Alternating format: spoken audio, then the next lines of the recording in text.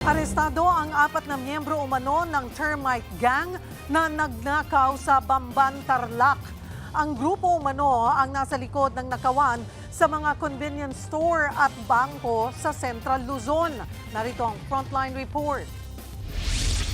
Kita sa CCTV ang pagpasok ng 2 lalaking may takip ang muka sa loob ng isang convenience store sa Bamban, Tarlac. Ang mga lalaking yan, miyembro pala ng termite gang.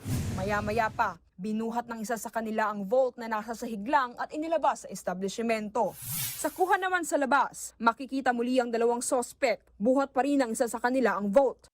Sinalubong sila ng isa pang kasabwat, dumating din ang isang sasakyan at sabay-sabay silang sumakay. Agad ding umalis ang sasakyan. Sa investigasyon ng mga pulis, dumaan ang mga sospek sa bintana ng convenience store para makapasok. Matapos niyan ay doon na nila tinanggal mula sa pagkakakabit ang vault. Tinangay na nila ang laman nitong 84,000 pesos. Bago nito, 3 convenience store sa Isabela at isang bangko sa Nueva Ecija ang pinuntirya ng grupo noong Marso. Normally, naghahanap sila ng potential target, inupahan silang safe house, then namomonitor nila yung flow nung ginagawa nila. Then meron silang natutuluyan. Then they're using different cars, they're using different plates para hindi sila ma-detect immediately.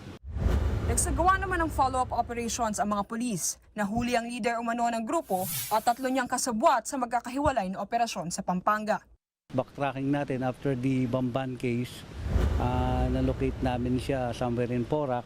Then nagkaroon tayo ng 2 na huli natin doon, kasama siya. Then nagkaroon tayo ng follow-up operation dito sa may Mabalacat at nahuli din natin yung 2 kasama niya.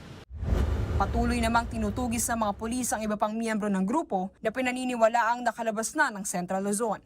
Nagbabalita mula sa Frontline, Celine De La Cruz, News 5. Mga kapatid, Cheryl Hosing po. Maging maalam at may pakialam sa mga napapanahong issue at headlines. Mag-follow at mag-subscribe na sa social media pages ng News 5.